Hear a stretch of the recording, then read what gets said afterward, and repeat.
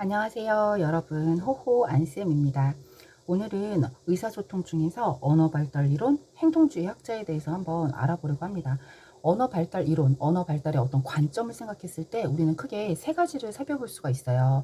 첫 번째는 행동주의를 살펴볼 수가 있고요. 두 번째는 우리 상호작용주의라고도 하죠. 그래서 상호작용주의를 살펴볼 수 있고요. 세 번째는 생득주의를 살펴볼 수 있습니다. 이 세 개의 어떤 관점에 따라서 언어 발달이 어떻게 이루어진다라고 주장하는 방향이 이론적인 근거가 좀 달라지는 거죠. 제일 처음에 우리는 행동주의에 대해서 한번 알아보도록 하겠습니다. 자, 행동주의라고 생각하면 우리가 먼저 생각해내는 학자들은 누가 있을까요? 그쵸, 왓슨이라는 학자도 있고요. 대표적인 학자죠. 스키너라는 학자가 대표적인 학자라고 우리가 생각할 수 있겠습니다. 뿐만 아니라 반두라라는 학자도 생각할 수가 있는데요. 먼저 왓슨이라는 학자는 근데 외울 필요는 없을 것 같아요. 왓슨이 시험 문제에 나온다는 것은 글쎄요, 제 개인적으로는 생각에는 있을 수 없는 일이기 때문에 왓슨이라는 학자가 그냥 있더라라는 정도의 이 그냥 이 정도만 이해하고 있으면 될 것 같아요. 단어 형성론 혹은 형성 이론이라고도 하는데요. 자, 이것은 어떤 것이냐면 왓슨이라는 사람은 자극과 보상 그리고 강화를 통해서 언어를 습득해 나간다 라고 보면서 사물과 언어를 이렇게 병행하면서 언어를 습득하더라 라고 했던 게 단어 형성론이라는 건데 중요하진 않아요. 그냥 넘겨도 될 것 같습니다. 자, 이번엔 중요한 학자죠. 우리가 스키너를 한번 알아봐야 되는데 스키너를 하기 전에 반두라가 더 간단하니까 반두라에 대해서도 한번 먼저 알아보도록 하겠습니다. 반두라라고 하면요, 반사한다, 사회학습 이론, 사회학습 이론가입니다. 됐죠? 반사한다, 반사, 사회학습 이론가예요. 기본적으로 행동주의의 경우에는 모발 강화라고 해가지고 여러분 머리가 강화된다고 그러니까 머리카락이 좀 이렇게 힘이 생겨야 된다 그럴 때 모발 강화라고 하잖아요. 모방과 강화를 중요시 여겨요. 그런데 반두라라는 학자는요, 특별히 모발과 강화를 중요시 여기는 것도 중요하지만 여기에 핵심되는 게 바로 관찰을 통해 모방을 한다는 거예요. 이 모방, 즉 이걸 영어로 번역을 하면 모델링이잖아요. 이 모델링의 학습에 대한 핵심 기제가 되는 거예요. 학습의 기재가 된다. 기재라고 주장을 하는 게 바로 반두라하고 어떤 누구죠? 스키너하고의 다른 점이 되는 거죠. 그쵸? 예, 모방하고 하는 건 마찬가지인데 관찰을 통해서 이 모방을 하는 게 학습의 기재다라고 하면서 관찰이라는 게 강조된다. 라고 이야기하는 게 바로 반두라 이론입니다. 반두라 하면은 네 단계를 통해서 우리가 배움을 얻는다고 하잖아요. 그게 뭐예요? 그쵸, 맞습니다, 여러분. 주파 운동이죠. 주파 운동의 단계를 거쳐서 관찰을 하고 그 다음 모방을 하는데 반도라가 강조하고 있는 어떤 학습의 기제는 뭐냐 하면 모델링기더라 라는 정도만 알고 계시면 될 것 같습니다. 자, 이렇게 학자가 있었고요. 이제 우리 드디어 핵심적인 학자죠. 스키너에 대해서 한번 알아보도록 하겠습니다. 자, 스키너라는 학자는요, 자극을 통해서 어떤 반응이 일어난다고 했어요. 자극이 있으면 반응이 일어난다. 이것 때문에 강화가 돼서 이게 강화가 되어서 배움에 이르른다, 학습을 한다 라고 주장했던 학자가 바로 스키너라는 학자인 거죠. 스키너라는 학자는 언어를요 6가지에 의해서 습득된다고 했어요. 이런 과정을 겪는데 그것을 6가지 유형으로 나누었습니다.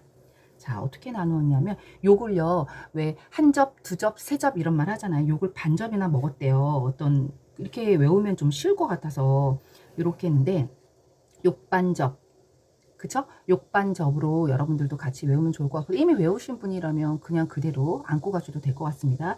욕반접, 언어 문자로 욕반접을 먹었다.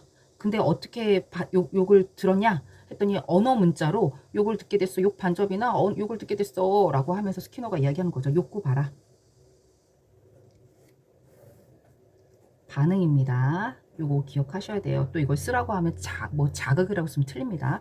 욕구 봐라 반응이 있고요. 반향적 반응이 있습니다. 그 다음에 접촉 반응이 있고요. 언어 내적 반응이 있습니다. 언어 내적 반응.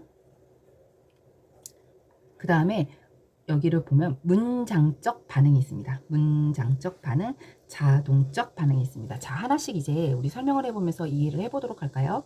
자, 욕구 발화라는 것은요, 내가 원하는 것을 막 요구를 한 거예요. 막 말을 하다가 그것을 진짜 말을 한 건 아니에요. 진짜 말을 잘하면 자극과 반응 강화가라는 게 필요가 없잖아요. 그쵸? 이미 잘하고 있는데 강화가 못할 필요가 있겠어요. 이미 다 도달했는데. 언어를 너무 잘하는데. 그쵸? 잘 못하는 상황에서 나 물도 먹고 싶고 했어.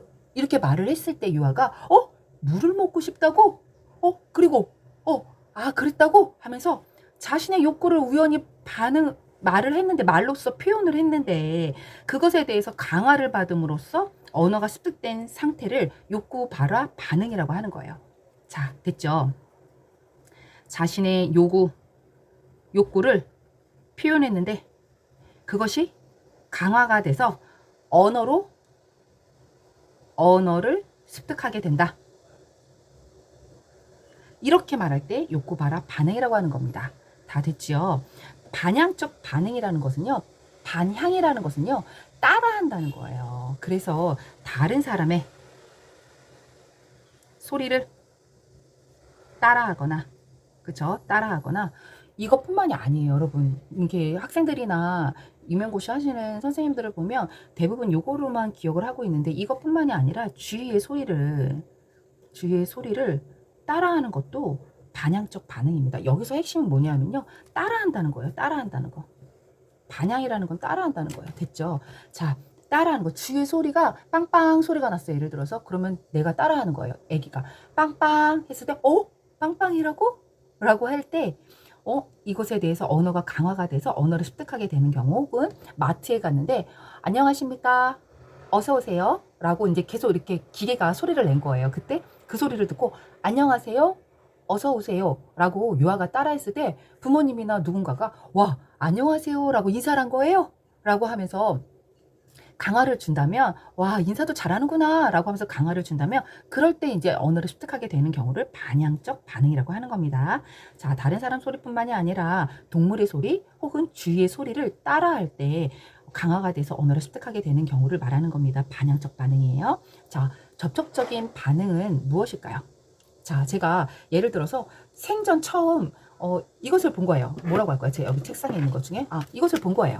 자, 이것을 봤는데 이걸 보면서 제가 뭐라 그러냐면 뭔지 몰라요. 말을 못 한다고 했잖아요. 아직 이 지금 스키너가 말하는 이런 언어 발달의 모든 것들은 스키너뿐만이 아니에요. 생득주의도 상호작용주의도 언어를 잘한다면 이미 이런 과정들이 필요가 없는 거잖아요. 그렇죠? 근데 아직 말을 잘 못할 때 제가 이것을 처음 봤을 때 이게 막 돌아요. 예를 들어서 그러면 이걸 도는 걸 보고 붕붕붕 붕붕붕 선선선선 붕붕붕 붕붕붕 이렇게 소리를 했는데 부모님이 선풍기라고 말했는 줄 알고 선풍기라고? 라고 반응을 하면서 강화를 주는 것을 말합니다. 즉 사물이나 사람과 접촉했을 때 말 그대로 접촉했을 때 소리를 냈는데 그것을 인정하면서 강화를 주는 거죠. 강화를 줄 때 언어를 습득하게 되는 경우를 접촉 반응이라고 하더라 라는 것을 여러분들이 기억하시면 되겠습니다. 자, 언어 내적 반응이라는 것은 그럼 무엇일까요? 자, 기본적으로 스키너는 행동지학자들은요, 자극을 하면 반응이 온다 라고 했어요. 그쵸? 생각나죠? 자극에 대해서 반응이 오고 그것의 반응을 강화했을 때 뭔가를 배우게 되더라. 이렇게 우리가 이해를 하고 있는데요. 여기에서는 어떤 거냐면 이런 거예요. 언어 자극이 하나의 언어 자극이 다른 언어에 반응하면서 됐죠? 반응하면서 핵심 단어가 나옵니다. 연상되는 언어를 표현했을 때 언어 내적 반응이라고 합니다. 자, 다시 한번 해볼게요. 언어 내적. 자극과 반응이 기본적으로 있는데 하나의 언어가 자극이 돼서 다른 언어에 반응을 함으로써 연상되는 언어 자극. 자, 제가 여러분들한테 아무 말도 안 하고 이렇게 얘기했어요. 남과 말하라는 뜻이에요. 남과 여 라고 누군가 선생님이 이야기하네요. 그쵸? 위 그쵸? 어떤 분이 아래라고 대답하네요. 그쵸? 실과 바늘이라고 대답하시고요. 의사와 간호사라고 대답을 하네요. 자, 아빠와 여, 가 무슨 말이에요? 아빠와 여, 가 무슨 말이에요? 의사와 간호사라고 대답을 하네요. 그쵸? 실과 바늘이라고 대답하시고요. 의사와 간호사라고 대답을 하네요. 그쵸? 실과 바늘이라고 대답하시고요. 의사와 간호사라고 대답을 하네요. 자, 아빠와 여, 가 무슨 말이에요? 아빠와 여, 가 무슨 말이에요? 의사와 간호사라고 대답을 하네요. 그쵸? 실과 바늘이라고 대답하시고요. 의사와 간호사라고 대답을 하네요. 그쵸? 실과 바늘이라고 대답하시고요. 의사와 간호사라고 대답을 하네요. 자, 아빠와 엄마라고 대답을 하네요. 자, 이런 것처럼 약간의 짝이 돼서 떠오르게 하는 단어를 우리는 언어 내적 반응이라고 합니다. 자, 되셨죠? 언어 내적 반응이라고 하는 것은 자극과 반응이 있을 때 하나의 언어 자극이 다른 언어에 반응을 하면서 연상되는, 가르쳐 주지 않아도 자동으로 연상되는 언어 표현을 할 때 강화를 주면서 언어를 배우게 되는 거예요. 이거를 쉽게 얘기하면 짝꿍이 되는 언어를 유아가 연상해서 말할 때 우리는 언어 내적 반응이라고 하는 겁니다. 자, 됐죠? 내짝이라고 외우면 돼요. 내짝. 자, 내짝.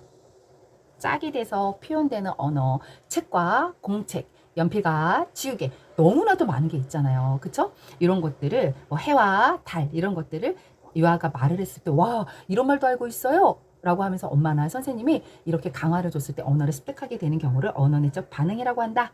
여기까지도 여러분들 다 이해하신 거죠? 좋아요. 이제 문장적 반응이 무엇인지 보겠습니다. 아이들은요, 언어라는 걸 습득할 때 항상 말로만 습득하진 않아요. 글로 된 것도 보면서 습득을 합니다.